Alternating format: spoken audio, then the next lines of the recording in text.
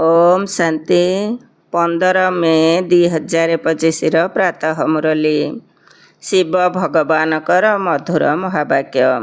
शिव बाबा कहते मिठे बच्चे निजर स्वभाव को बाबा स्वभाव भली सरल कर दियो।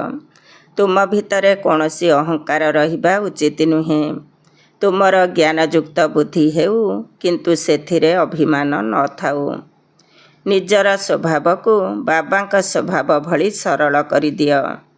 तुम भितर कौन सी अहंकार रहिबा उचित नुहे। तुमर ज्ञानयुक्त बुद्धि हेउ किंतु सेथिरे अभिमान न थाउ।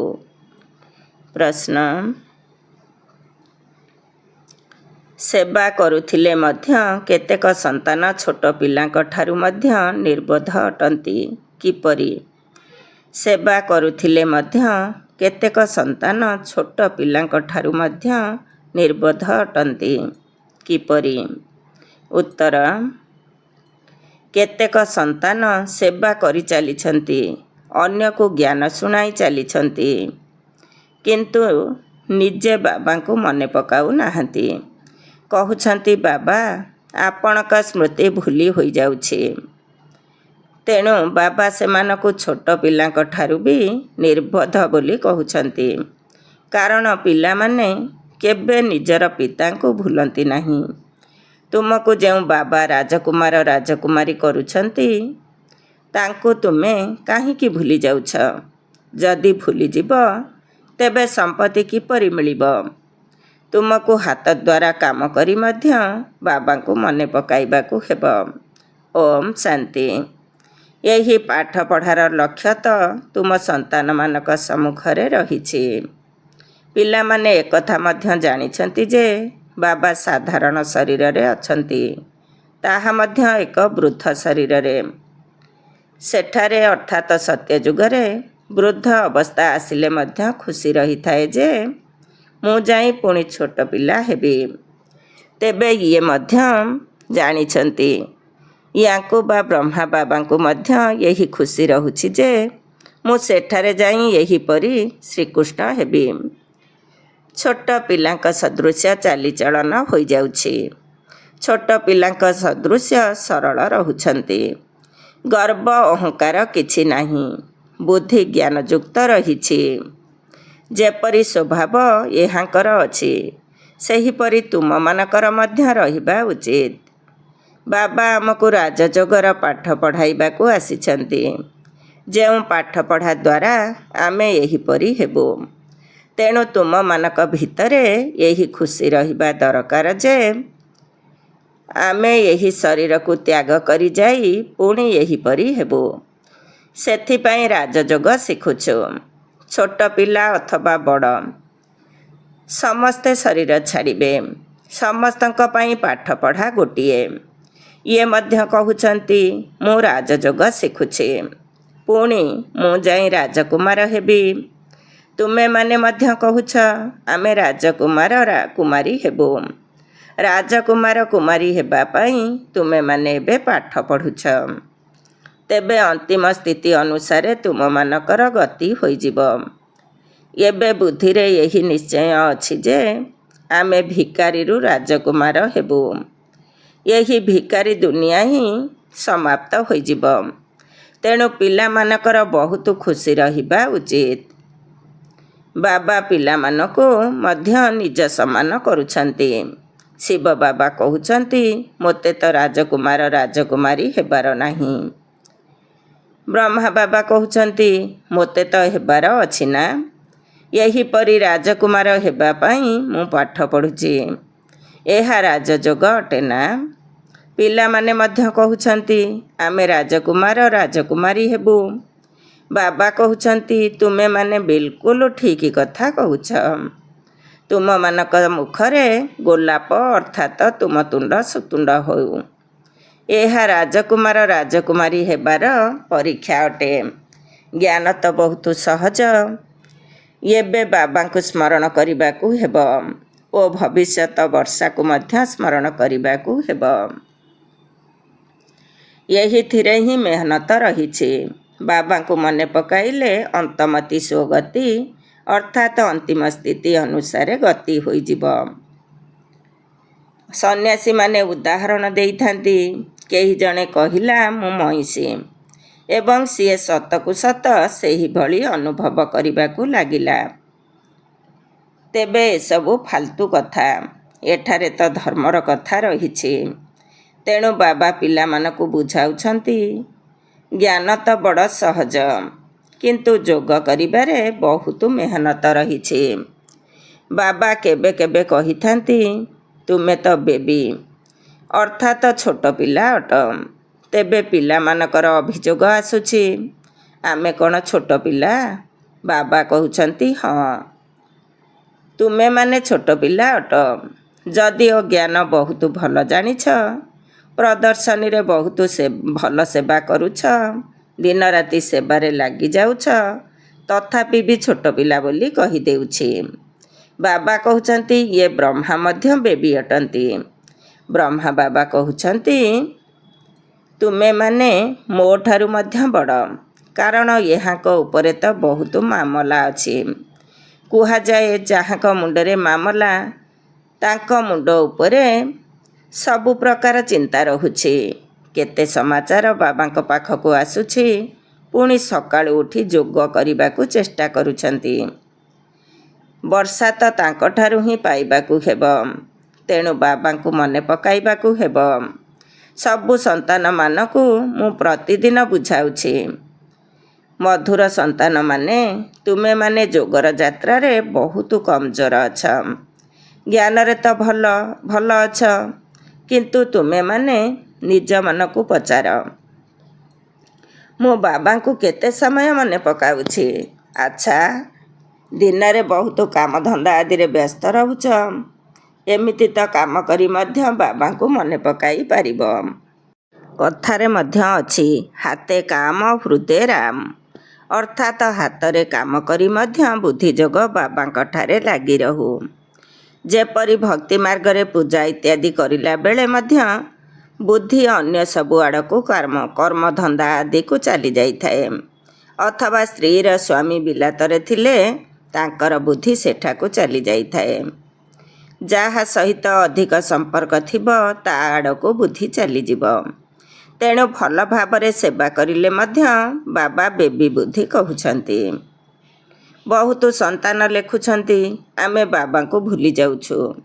ଆରେ, ବାବାଙ୍କୁ ତ ଛୋଟ ପିଲାମାନେ ମଧ୍ୟ ଭୁଲନ୍ତି ନାହିଁ। ତୁମେ କ'ଣ ଛୋଟ ପିଲାଙ୍କ ଠାରୁ ମଧ୍ୟ ଛୋଟ? ଯେଉଁ ବାବାଙ୍କ ଦ୍ୱାରା ତୁମେମାନେ ରାଜକୁମାର ରାଜକୁମାରୀ ହେଉଛ, ସେ ତୁମର ପିତା, ଶିକ୍ଷକ ଏବଂ ଗୁରୁ ଅଟନ୍ତି। ତୁମେମାନେ ତାଙ୍କୁ ଭୁଲି ଯାଉଛ।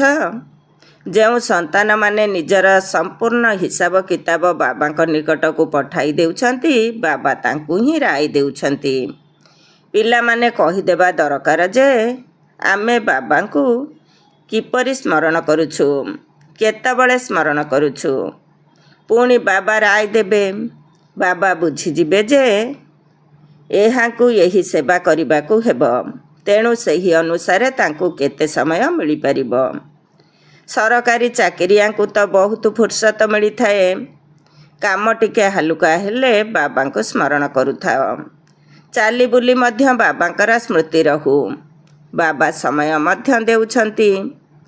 ଆଚ୍ଛା, ରାତିରେ 9ଟା ବେଳେ ଶୋଇଯାଅ, ପୁଣି 2-3ଟା ସମୟରେ ବାବାଙ୍କ ସମ୍ମୁଖରେ ଆସି ଯୋଗରେ ବସିଯାଅ। କିନ୍ତୁ ଏହିଭଳି ବସିବାର ଅଭ୍ୟାସ ବାବା କରାଉନାହାନ୍ତି। ସେମାନେ ଚାଲି ବୁଲି ମଧ୍ୟ ମନେ ପକାଇ ପାରିବ। ଏଠାରେ ପିଲାମାନଙ୍କୁ ବହୁତ ଫୁର୍ସତ ମିଳିଛି। ଆଗରୁ ତୁମେ ଏକାନ୍ତରେ ପାହାଡ଼ ଉପରେ ଯାଇ ବସୁଥିଲ।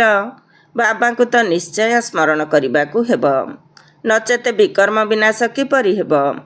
ବାବାଙ୍କୁ ମନେ ପକାଇ ପାରୁନାହଁ, ତେବେ ଛୋଟ ପିଲାଠାରୁ ବି ବଳି କୁହାଯିବ ନା? ତେବେ ଏସବୁ କିଛିର ସମସ୍ତ ଆଧାର ହେଲା ଯୋଗ। ପତିତ ପାବନ ବାବାଙ୍କୁ ମନେ ପକାଇବାରେ ହିଁ ମେହନତ କରିବାକୁ ପଡ଼ିଥାଏ। ଜ୍ଞାନ ତ ବହୁତ ସହଜ। ତୁମେମାନେ ଏକଥା ମଧ୍ୟ ଜାଣିଛ, ଏଠାକୁ ଆସି ସେହିମାନେ ବୁଝିବେ ଯେଉଁମାନେ କଳ୍ପ ପୂର୍ବରୁ ଆସିଥିବେ। ପିଲାମାନଙ୍କୁ ନିର୍ଦ୍ଦେଶ ମିଳି ଚାଲିଛି। ତେବେ ତୁମମାନଙ୍କୁ ଏଇ ଚେଷ୍ଟା କରିବାକୁ ହେବ ଯେ ଆମେ ତମ ପ୍ରଧାନରୁ ଶତ ପ୍ରଧାନ କିପରି ହେବୁ। ବାବାଙ୍କ ସ୍ମୃତି ବିନା ଅନ୍ୟ କୌଣସି ଉପାୟ ନାହିଁ। ତୁମେମାନେ ବାବାଙ୍କୁ ଜଣାଇ ପାରିବ, ବାବା ମୋର ଏହି ଧନ୍ଦା ରହିଥିବା କାରଣରୁ ଅଥବା ଏହି କାର୍ଯ୍ୟ ରହିଥିବା କାରଣରୁ ମୁଁ ଯୋଗ କରିପାରୁନାହିଁ। ତେବେ ବାବା ତୁରନ୍ତ ରାୟ ଦେବେ, ଏପରି ନୁହେଁ, ଏପରି କର। ତୁମର ଯୋଗବଳ ଉପରେ ହିଁ ସବୁକିଛି ନିର୍ଭର କରୁଛି। ଭଲ ଭଲ ସନ୍ତାନମାନେ ବହୁତ ଭଲ ଜ୍ଞାନ ତ ଦେଉଛନ୍ତି, କାହାକୁ ଖୁସି ବି କରିଦେଉଛନ୍ତି, କିନ୍ତୁ ଯୋଗବଳ ନାହିଁ। ତୁମକୁ ବାବାଙ୍କୁ ବହୁତ ମନେ ପକାଇବାକୁ ହେବ। ଏକଥା ବୁଝିଥିଲେ ମଧ୍ୟ ପୁଣି ଭୁଲି ଯାଉଛନ୍ତି। ଏଥିରେ ହିଁ ମେହନତ ରହିଛି। ଯେତେବେଳେ ଅଭ୍ୟାସ ହୋଇଯିବ ସେତେବେଳେ ଉଡ଼ାଜାହାଜ ଅଥବା ଟ୍ରେନରେ ବସିଥିଲେ ମଧ୍ୟ ନିଜର ଅଭ୍ୟାସ ଜାରି ରହିବ। ଆନ୍ତରିକ ଖୁସି ରହିବ ଯେ ମୁଁ ବାବାଙ୍କ ଦ୍ୱାରା ଭବିଷ୍ୟତରେ ରାଜକୁମାର ବା ରାଜକୁମାରୀ ହେବାକୁ ଯାଉଛି। ସକାଳୁ ଉଠି ଏହିପରି ବାବାଙ୍କର ସ୍ମୃତିରେ ବସିଯାଅ। ଯଦି ଥକି ଯାଉଛ ତେବେ ବାବାଙ୍କ ସ୍ମୃତିରେ ଶୋଇଯାଅ। ବାବା ଅନେକ ପ୍ରକାରର ଉପାୟମାନ ବତାଉଛନ୍ତି। ଯଦି ଚାଲିବା ବୁଲିବା ସମୟରେ ବାବାଙ୍କୁ ସ୍ମରଣ କରିପାରୁନାହଁ ତେବେ ବାବା କହିବେ, ଆଚ୍ଛା, ଯଦି ରାତ୍ରିକୁ ନିଷ୍ଠାରେ ବସିଯିବ ତେବେ ତୁମର କିଛି ଜମା ହୋଇଯିବ। କିନ୍ତୁ ଏହିଭଳି ଜବରଦସ୍ତି ଗୋଟିଏ ଜାଗାରେ ବସିଯିବା ତ ହଟଯୋଗ ହୋଇଯାଉଛି। ତୁମର ତ ହେଉଛି ସହଜ ମାର୍ଗ।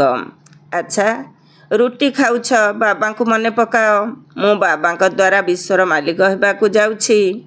ଏହିପରି ନିଜେ ନିଜ ସହିତ କଥାବାର୍ତ୍ତା କରିଚାଲ। ମୁଁ ଏହି ପାଠପଢ଼ା ଦ୍ୱାରା ଏହିପରି ହେବାକୁ ଯାଉଛି। ପାଠପଢ଼ା ଉପରେ ପୁରା ଧ୍ୟାନ ଦେବାକୁ ହେବ। ତୁମର ପାଠପଢ଼ାର ବିଷୟ ହିଁ ଅଳ୍ପ ରହିଛି। ବାବା କେତେ ଅଳ୍ପ ବୁଝାଉଛନ୍ତି। କୌଣସି କଥା ବୁଝି ନ ପାରିଲେ ବାବାଙ୍କୁ ପଚାର। ନିଜକୁ ଆତ୍ମା ଭାବିବାକୁ ହେବ। ଏହି ଶରୀର ତ ପାଞ୍ଚଭୂତ ଅର୍ଥାତ୍ ପାଞ୍ଚ ତତ୍ତ୍ୱରେ ତିଆରି ହୋଇଛି।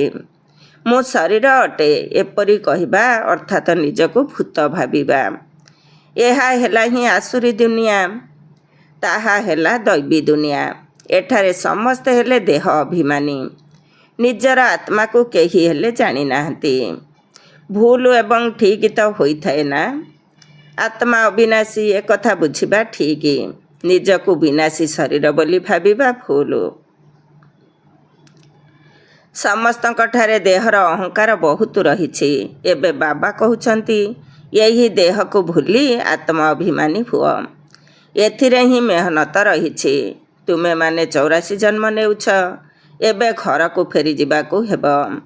ଏକଥା ତୁମମାନଙ୍କୁ ହିଁ ସହଜ ଲାଗୁଛି, କାରଣ ତୁମେମାନେ ହିଁ 84 ଜନ୍ମ ନେଉଛ। ସୂର୍ଯ୍ୟବଂଶୀ ଦେବତା ଧର୍ମାବଲମ୍ବୀମାନେ 84 ଜନ୍ମ ନେଇଥାନ୍ତି। ଏହି କଥା ଠିକ୍ ଭାବରେ ଲେଖିବାକୁ ହେବ। ପିଲାମାନେ ପାଠ ପଢ଼ୁଛନ୍ତି। ସମୟ ଅନୁସାରେ ଏହି ପାଠପଢ଼ାରେ ସଂଶୋଧନ ହୋଇଚାଲିଛି। ଲୌକିକ ପାଠପଢ଼ାରେ ମଧ୍ୟ କ୍ରମାନ୍ୱୟରେ ରହିଥାନ୍ତି। କମ୍ ପାଠ ପଢ଼ିଲେ ପଇସା କମ୍ ମିଳିବ। ଏବେ ତୁମେ ସନ୍ତାନମାନେ ସତ୍ୟ ସତ୍ୟ ନରରୁ ନାରାୟଣ ହେବାର ଅମର କଥା ଶୁଣିବା ପାଇଁ ବାବାଙ୍କ ପାଖକୁ ଆସିଛ। ଏହି ମୃତ୍ୟୁଲୋକ ଏବେ ଶେଷ ହୋଇଯିବ। ଆମ ସମସ୍ତଙ୍କୁ ଅମର ଲୋକକୁ ଯିବାକୁ ହେବ। ଏବେ ତୁମ ସନ୍ତାନମାନଙ୍କର ଏହି ଚିନ୍ତା ଲାଗି ରହିବା ଉଚିତ ଯେ ଆମକୁ ତମଃ ପ୍ରଧାନରୁ ଶତ ପ୍ରଧାନ, ପତିତରୁ ପାବନ ହେବାକୁ ପଡ଼ିବ। ପତିତ ପାବନ ବାବା ସମସ୍ତ ସନ୍ତାନମାନଙ୍କୁ କେବଳ ଗୋଟିଏ ହିଁ ଉପାୟ ବତାଉଛନ୍ତି। କେବଳ କହୁଛନ୍ତି ବାବାଙ୍କୁ ମନେ ପକାଅ, ଚାଟ୍ ରଖ, ତେବେ ତୁମକୁ ବହୁତ ଖୁସି ମିଳିବ। ଏବେ ତୁମ ପାଖରେ ଜ୍ଞାନ ଅଛି। ସାରା ଦୁନିଆ ତ ଘୋର ଅନ୍ଧକାରରେ ରହିଛି। ତୁମମାନଙ୍କୁ ଏବେ ଜ୍ଞାନର ଆଲୋକ ମିଳିଛି। ତେଣୁ ତୁମେମାନେ ତ୍ରିନେତ୍ରୀ ତ୍ରିକାଳଦର୍ଶୀ ହେଉଛ। ଏପରି ବହୁତ ମନୁଷ୍ୟ ଅଛନ୍ତି ଯିଏକି କହୁଛନ୍ତି ଜ୍ଞାନ ତ ସବୁଆଡ଼େ ମିଳୁଛି, ଏହା କୌଣସି ନୂଆ କଥା ନୁହେଁ। ଆରେ, ଏହି ଜ୍ଞାନ କାହାକୁ ବି ମିଳୁନାହିଁ। ଯଦି ବି ସେଠାରେ ଅର୍ଥାତ୍ ଅନ୍ୟ ସତ୍ସଙ୍ଗମାନଙ୍କରେ ଜ୍ଞାନ ମିଳୁଛି, ତଥାପି ମଧ୍ୟ କିଛି କରୁନାହାନ୍ତି। ନରରୁ ନାରାୟଣ ହେବାର ପୁରୁଷାର୍ଥ କେହି କରୁଛନ୍ତି? କିଛି ବି ନାହିଁ। ତେଣୁ ବାବା ପିଲାମାନଙ୍କୁ କହୁଛନ୍ତି ସକାଳର ସମୟ ବହୁତ ଭଲ, ଯେଉଁ ସମୟରେ ବହୁତ ମଜା ଲାଗିଥାଏ। ସାରା ଦୁନିଆ ଶାନ୍ତ ହୋଇଯାଇଥାଏ। ତେଣୁ ସେ ସମୟର ବାୟୁମଣ୍ଡଳ ବହୁତ ଭଲ ରହିଥାଏ। ରାତ୍ରି 10ଟାରୁ 12ଟା ପର୍ଯ୍ୟନ୍ତ ସବୁଠାରୁ ଖରାପ ବାୟୁମଣ୍ଡଳ ରହିଥାଏ। ସେଥିପାଇଁ ସକାଳର ସମୟ ବହୁତ ଭଲ। ରାତିରେ ଜଲ୍ଦି ଶୋଇଯାଅ, ପୁଣି 2ଟା 3ଟା ସମୟରେ ଉଠିଯାଅ। ଆରାମରେ ବାବାଙ୍କ ସମ୍ମୁଖରେ ବସ, ବାବାଙ୍କ ସହିତ କଥାବାର୍ତ୍ତା ହୁଅ, ବିଶ୍ୱର ଇତିହାସ ଭୂଗୋଳକୁ ମନେ ପକାଅ। ବାବା କହୁଛନ୍ତି, ରଚୟିତା ଏବଂ ରଚନାର ଜ୍ଞାନ ମୋ ପାଖରେ ଅଛି ନା? ତେଣୁ ମୁଁ ତୁମମାନଙ୍କୁ ଶିକ୍ଷକ ହୋଇ ସେହି ଶିକ୍ଷା ଦେଉଛି। ତୁମେ ଆତ୍ମାମାନେ ବାବାଙ୍କୁ ସ୍ମରଣ କରି ଚାଲିଛ। ଭାରତର ପ୍ରାଚୀନ ଯୋଗ ପ୍ରସିଦ୍ଧ ଅଟେ। ତେବେ ଯୋଗ କାହା ସହିତ? ଏକଥା ମଧ୍ୟ ଲେଖିବାକୁ ହେବ। ଆତ୍ମାର ପରମାତ୍ମାଙ୍କ ସହିତ ଯୋଗ ଅର୍ଥାତ୍ ୟାଦ ରହିଛି। ତୁମେମାନେ ଏବେ ଜାଣୁଛ ଯେ ଆମେ ଅଲରାଉଣ୍ଡର ଅଟୁ। ପୁରା 84 ଜନ୍ମ ନେଉଛୁ। ଏଠାକୁ କେବଳ ବ୍ରାହ୍ମଣ କୁଳର ଆତ୍ମାମାନେ ହିଁ ଆସିବେ। ଆମେମାନେ ସମସ୍ତେ ବ୍ରାହ୍ମଣ। ଏବେ ଆମେ ଦେବତା ହେବାକୁ ଯାଉଛୁ। ସରସ୍ୱତୀ ମଧ୍ୟ କନ୍ୟା ଅଟନ୍ତି ନା? ମୁଁ ବୁଢ଼ା ହେଲେ ମଧ୍ୟ ମୋତେ ବହୁତ ଖୁସି ଲାଗୁଛି। ଏବେ ମୁଁ ଶରୀର ତ୍ୟାଗ କରି ସେଠାରେ ଯାଇ ରାଜା ଘରେ ଜନ୍ମ ନେବି। ମୁଁ ଏବେ ପାଠ ପଢ଼ୁଛି, ଭବିଷ୍ୟତରେ ସୁନା ଚାମଚରେ ଭୋଜନ କରିବି, ଅର୍ଥାତ୍ ରାଜା ଘରେ ଜନ୍ମ ନେବି। ତୁମ ସମସ୍ତଙ୍କର ମଧ୍ୟ ଏହା ହିଁ ଲକ୍ଷ୍ୟ ଏବଂ ଉଦ୍ଦେଶ୍ୟ ଅଟେ। ତେବେ କାହିଁକି ଖୁସି ନ ହେବ? ମନୁଷ୍ୟମାନେ ଯାହା ବି କୁହନ୍ତୁ, କିନ୍ତୁ ତୁମର ଖୁସି କାହିଁକି ହଜିଯାଉଛି? ବାବାଙ୍କୁ ମନେ ନ ପକାଇଲେ ନରରୁ ନାରାୟଣ କିପରି ହେବ? ଶ୍ରେଷ୍ଠ ହେବାକୁ ପଡ଼ିବ ନା? ତେଣୁ ସେହିପରି ପୁରୁଷାର୍ଥ କରି ଦେଖାଅ। ଦ୍ୱନ୍ଦ୍ୱରେ କାହିଁକି ପଡ଼ୁଛ? ନିରାଶ କାହିଁକି ହେଉଛ କି ସମସ୍ତେ କ'ଣ ରାଜା ହେବେ? ଏହି ଖିଆଲ ଆସିଲା ଅର୍ଥାତ୍ ଫେଲ୍ ହେଲ।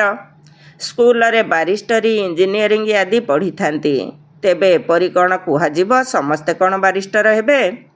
ଯଦି ନ ପଢ଼ିବେ ତେବେ ଫେଲ୍ ହୋଇଯିବେ। ସମ୍ପୂର୍ଣ୍ଣ ମାଳା ହେଲା 16,108ର। ସତ୍ୟଯୁଗରେ ପ୍ରଥମେ କିଏ ଆସିବେ? ଯିଏ ଯେତେ ପୁରୁଷାର୍ଥ କରିବେ। ଜଣେ ଅନ୍ୟ ଜଣକଠାରୁ ତୀବ୍ର ପୁରୁଷାର୍ଥ କରୁଛନ୍ତି ନା? ତୁମ ସନ୍ତାନମାନଙ୍କ ବୁଦ୍ଧିରେ ଅଛି, ଏବେ ଆମେମାନେ ଏହି ପୁରୁଣା ଶରୀରକୁ ତ୍ୟାଗ କରି ଘରକୁ ଫେରିଯିବୁ। ଏହି କଥା ମନେ ରହିଲେ ମଧ୍ୟ ପୁରୁଷାର୍ଥ ତୀବ୍ର ହୋଇଯିବ। ତୁମ ସନ୍ତାନମାନଙ୍କର ବୁଦ୍ଧିରେ ରହିବା ଉଚିତ ଯେ ସମସ୍ତଙ୍କର ମୁକ୍ତି, ଜୀବନ ମୁକ୍ତି ଦାତା ଏକମାତ୍ର ବାବା ହିଁ ଅଟନ୍ତି। ଆଜି ଦୁନିଆରେ ଏତେ କୋଟି ମନୁଷ୍ୟ ଅଛନ୍ତି, ସେଠାରେ ତୁମେମାନେ କେବଳ 9 ଲକ୍ଷ ରହିବ। ତାହା ପୁଣି ପ୍ରାୟତଃ କୁହାଯାଉଛି।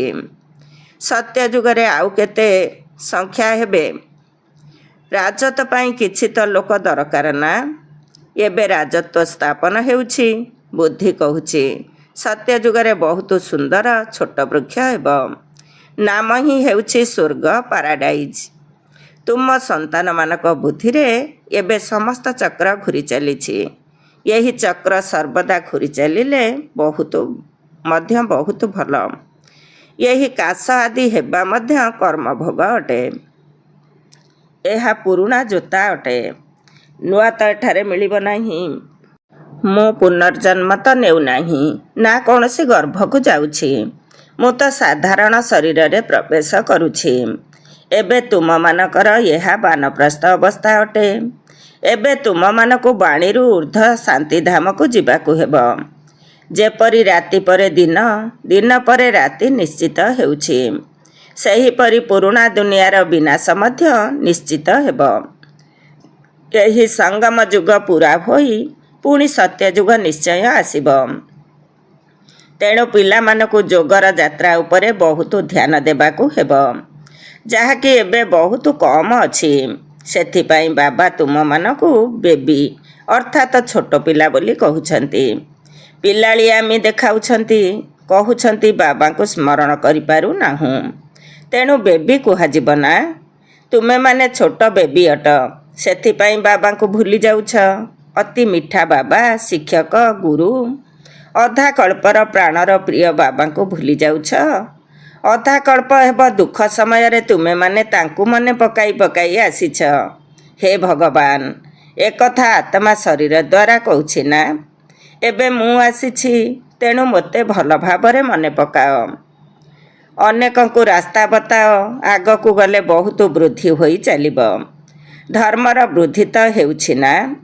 ଅରବିନ୍ଦ ଘୋଷଙ୍କର ଉଦାହରଣ ରହିଛି ନା। ଆଜି ତାଙ୍କର କେତେ ସେଣ୍ଟର ବା କେନ୍ଦ୍ର ରହିଛି। ତେବେ ତୁମେ ଜାଣିଛ ଯେ ସବୁ ହେଲା ଭକ୍ତି ମାର୍ଗ। ଏବେ ତୁମକୁ ଜ୍ଞାନ ମିଳୁଛି। ଏହା ପୁରୁଷୋତ୍ତମ ହେବାର ଜ୍ଞାନ ଅଟେ। ତୁମେମାନେ ମନୁଷ୍ୟରୁ ଦେବତା ହେବାକୁ ଯାଉଛ। ବାବା ଆସି ସବୁ ବିକାରଯୁକ୍ତ କପଡ଼ାକୁ ସଫା କରୁଛନ୍ତି। ତେଣୁ ତାଙ୍କର ହିଁ ମହିମା ରହିଛି। ତେବେ ମୁଖ୍ୟ କଥା ହେଲା ଯୋଗ। ଜ୍ଞାନ ତ ବହୁତ ସହଜ। ନିଜେ ମୁରଲି ପଢ଼ି ଅନ୍ୟମାନଙ୍କୁ ଶୁଣାଅ। ବାବାଙ୍କୁ ସ୍ମରଣ କରି ଚାଲ। ବାବାଙ୍କୁ ଯେତେ ମନେ ପକାଇବ, ଆତ୍ମା ପବିତ୍ର ହୋଇଯିବ। ଆତ୍ମାରେ ପେଟ୍ରୋଲ ଅର୍ଥାତ୍ ଶକ୍ତି ଭରି ଚାଲିବ। ତାପରେ ଆତ୍ମା ଧାଇଁବ ନିଜ ଘରକୁ। ଏହାକୁ ଶିବ ବାବାଙ୍କର ବରଯାତ୍ରୀ କୁହ ବା ସନ୍ତାନ କୁହ। ବାବା କହୁଛନ୍ତି, ମୁଁ ତୁମମାନଙ୍କୁ କାମ ଚିତାରୁ ଓହ୍ଲାଇ ଏବେ ଯୋଗ ଚିତା ଉପରେ ବସାଉଛି। ଯୋଗ ଦ୍ୱାରା ସ୍ୱାସ୍ଥ୍ୟ ଏବଂ ଜ୍ଞାନ ଦ୍ୱାରା ସମ୍ପତ୍ତି ମିଳୁଛି। ଆଚ୍ଛା, ମିଠା ମିଠା ଶିଖିଲଧେ ସନ୍ତାନମାନଙ୍କ ପ୍ରତି ମାତା ପିତା ବାପ ଦାଦାଙ୍କର ମଧୁର ସ୍ନେହ ସମ୍ପନ୍ନ ଶୁଭେଚ୍ଛା ଏବଂ ସୁପ୍ରଭାତ। ଆତ୍ମିକ ପିତାଙ୍କର ଆତ୍ମିକ ସନ୍ତାନମାନଙ୍କୁ ନମସ୍ତେ। ଆମ ଆତ୍ମିକ ସନ୍ତାନମାନଙ୍କର ଆତ୍ମିକ ମାତା ପିତା ବାପ ଦାଦାଙ୍କୁ ନମସ୍ତେ ନମସ୍ତେ ଏବଂ ସୁପ୍ରଭାତ। ଶୁକ୍ରିୟା ବାବା, ଶୁକ୍ରିୟା। ଧାରଣା ପାଇଁ ମୁଖ୍ୟ ସାର 1 ନମ୍ବର। ନିଜର ଲକ୍ଷ୍ୟ ଏବଂ ଉଦ୍ଦେଶ୍ୟକୁ ସମ୍ମୁଖରେ ରଖି ଖୁସିରେ ରହିବାକୁ ହେବ। କେବେ ବି ନିରାଶ ହେବା ଉଚିତ ନୁହେଁ। ଏଭଳି ବିଚାର କେବେ ବି ନ ଆସୁ କି ସମସ୍ତେ କ'ଣ ରାଜା ହେବେ। ପୁରୁଷାର୍ଥ କରି ଉଚ୍ଚ ପଦ ପାଇବାକୁ ହେବ। 2 ନମ୍ବର, ପରମ ପ୍ରିୟ ବାବାଙ୍କୁ ବହୁତ ସ୍ନେହର ସହିତ ମନେ ପକାଇବାକୁ ହେବ। ଏଥିରେ ଛୋଟ ପିଲା ହେବା ଉଚିତ ନୁହେଁ। ଯୋଗ କରିବା ପାଇଁ ସକାଳର ସମୟ ବହୁତ ଭଲ। ଆରାମରେ ଶାନ୍ତିରେ ବସି ବାବାଙ୍କୁ ମନେ ପକାଅ। ବରଦାନ, ଯଜ୍ଞ ସେବା ଦ୍ୱାରା ସର୍ବପ୍ରାପ୍ତି ରୂପୀ ପ୍ରସାଦ ପ୍ରାପ୍ତ କରୁଥିବା ଅଲରାଉଣ୍ଡ ସେବାଧାରୀ ହୁଅ। ଯଜ୍ଞ ସେବା ଦ୍ୱାରା ସର୍ବପ୍ରାପ୍ତି ରୂପୀ ପ୍ରସାଦ ପ୍ରାପ୍ତ କରୁଥିବା ଅଲରାଉଣ୍ଡ ସେବାଧାରୀ ହୁଅ। ଡିଟେଲ୍ସ, ସଙ୍ଗମ ଯୁଗରେ ଅଲରାଉଣ୍ଡ ସେବା ଅର୍ଥାତ୍ ସବୁ ପ୍ରକାରର ସେବାର ସୁଯୋଗ ମିଳିବା, ଏହା ମଧ୍ୟ ଡ୍ରାମାରେ ଏକ ଲିଫ୍ଟ ଭଳି ଅଟେ। ଯେଉଁମାନେ ସ୍ନେହର ସହିତ ଯଜ୍ଞର ସବୁ ପ୍ରକାରର ସେବା କରିଥାନ୍ତି, ସେମାନଙ୍କୁ ସର୍ବପ୍ରାପ୍ତି ରୂପୀ ପ୍ରସାଦ ସ୍ୱତଃ ହିଁ ପ୍ରାପ୍ତ ହୋଇଥାଏ। ସେମାନେ ସର୍ବଦା ନିର୍ବିଘ୍ନ ରହିଥାନ୍ତି। ଗୋଟିଏ ଥର ସେବା କରି 1000 ଥର ସେବାର ଫଳ ପ୍ରାପ୍ତ କରିଥାନ୍ତି। ତେଣୁ ସର୍ବଦା ସ୍ଥୂଳ ଏବଂ ସୂକ୍ଷ୍ମ ଲଙ୍ଗର ଲାଗି ରହିଥାଉ। ଅର୍ଥାତ୍ ସ୍ଥୂଳରେ ହେଉ ବା ସୂକ୍ଷ୍ମରେ ହେଉ କିଛି ନା କିଛି ଦେଉଥାଅ। କାହାକୁ ବି ସନ୍ତୁଷ୍ଟ କରିବା, ଏହା ସବୁଠାରୁ ବଡ଼ ସେବା ଅଟେ। ଅତିଥି ସତ୍କାର କରିବା ମଧ୍ୟ ବହୁତ ବଡ଼ ଭାଗ୍ୟ ଅଟେ। ସ୍ଲୋଗାନ, ସଦା ସର୍ବଦା ଯଦି ନିଜର ସ୍ୱମାନରେ ସ୍ଥିତ ରହିବ, ତେବେ ଅନେକ ପ୍ରକାରର ଅଭିମାନ ସ୍ୱତଃ ହିଁ ସମାପ୍ତ ହୋଇଯିବ। ସଦା ସର୍ବଦା ଯଦି ନିଜର ସ୍ୱମାନରେ ସ୍ଥିତ ରହିବ, ତେବେ ଅନେକ ପ୍ରକାରର ଅଭିମାନ ସ୍ୱତଃ ହିଁ ସମାପ୍ତ ହୋଇଯିବ। ଓମ୍ ଶାନ୍ତି। ଆଜିର ଅବ୍ୟକ୍ତ ଇସାରା, ଆତ୍ମିକ ରାଜକୀୟତା ସହିତ ପବିତ୍ରତାର ବ୍ୟକ୍ତିତ୍ୱକୁ ଧାରଣ କର। ଯେପରି ଦୁନିଆରେ ରାଜକୀୟ ଆତ୍ମାମାନେ କେବେ ବି ଛୋଟ ଛୋଟ କଥାରେ ବା ଛୋଟ ଛୋଟ ଜିନିଷରେ ନିଜର ବୁଦ୍ଧିକୁ ବା ସମୟକୁ ଲଗାନ୍ତି ନାହିଁ। ଦେଖୁଥିଲେ ମଧ୍ୟ ଦେଖନ୍ତି ନାହିଁ, ଶୁଣୁଥିଲେ ମଧ୍ୟ ଶୁଣନ୍ତି ନାହିଁ। ସେହିପରି ତୁମେ ଆତ୍ମିକ ରାଜକୀୟ ଆତ୍ମାମାନେ କୌଣସି ବି ଆତ୍ମାର ଛୋଟ ଛୋଟ କଥାରେ, ଯାହାକି ରାଜକୀୟ ନୁହେଁ ଅର୍ଥାତ୍ ମୂଲ୍ୟବାନ ନୁହେଁ, ସେଥିରେ ନିଜର ବୁଦ୍ଧି ବା ସମୟ ଲଗାଇ ପାରିବ ନାହିଁ। ଏବଂ ଆତ୍ମିକ ରାଜକୀୟ ଆତ୍ମାମାନଙ୍କ ମୁଖରୁ କେବେ ବି ବ୍ୟର୍ଥ ବା ସାଧାରଣ ବାଣୀ ମଧ୍ୟ ବାହାରି ପାରିବ ନାହିଁ। ଓମ୍ ଶାନ୍ତି।